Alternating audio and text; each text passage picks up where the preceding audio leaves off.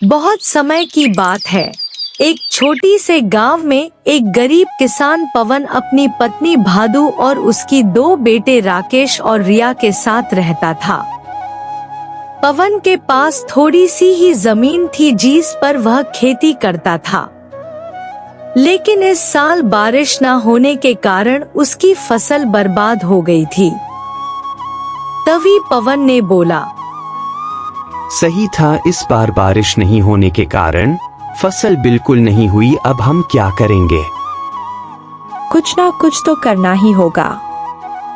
क्यों ना सेठ धनराज से मदद मांगने के लिए जाए, शायद वह हमारी मदद कर सके। फिर उसके बाद पवन और भादु सेठ धनराज के पास गए और बोली, सेठ जी, इस बार हमारी फसल बर्बाद हो गई है, कृपया हमारी मदद करें। अगर हमारा कुछ मदद करते हैं तो बहुत मेहरबानी होगी।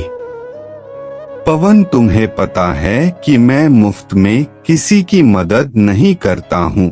अगर तुम अपनी जमीन मेरे नाम कर दो तो मैं तुम्हारी मदद कर सकता हूँ।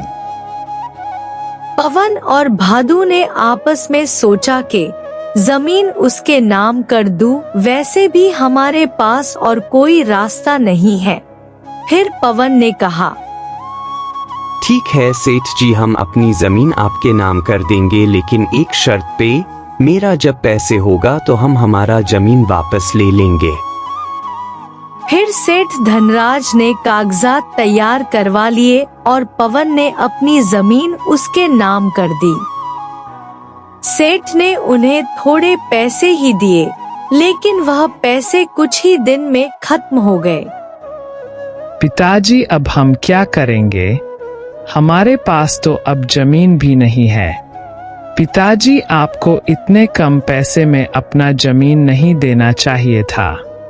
बेटा, हमें कोई काम ढूंढना होगा और किसी तरह से अपना गुजारा करना होगा। फिर पवन ने गांव में छोटे मोटे काम करने शुरू कर दिए। वह दिन रात मेहनत करता, लेकिन फिर भी परिवार का पेट भरना मुश्किल हो रहा था। एक दिन पवन काम की तलाश में शहर गया। पवन ने शहर में एक चाय वाले को देखा। उसके बाद पवन ने सोचा कि वह अपने गांव में जाकर चाय का ही व्यापार करेगा।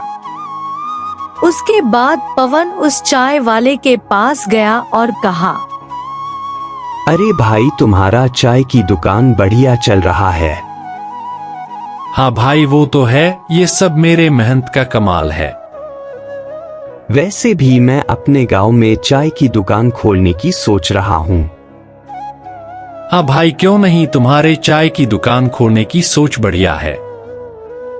पवन शहर से गांव आया और अपना दुकान खोल दिया।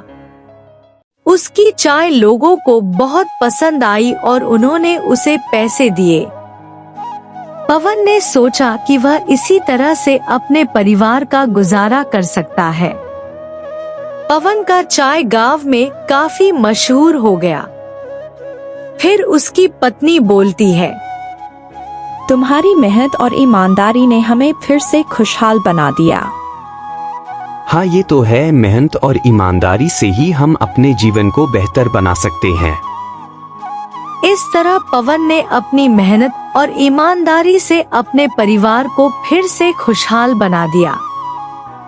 पवन सब रोज की तरह आज भी अपने चाय के दुकान पे गया। अब पवन चाय बेचने के साथ साथ दूसरे का मदद भी करने लगा। अरे पवन भैया, तुम्हारे चाय तो बहुत ही बढ़िया है, एक चाय मुझे भी दो। हाँ भैया, क्यों नहीं, अभी देता हूँ। पवन भैया, मुझे 500 रुपए का काम है। मेरी बेटी हॉस्पिटल में और डॉक्टर ने कुछ दवाइयाँ लिखी है। मैं 2 दिन में आपके सारे पैसे चुका दूंगा।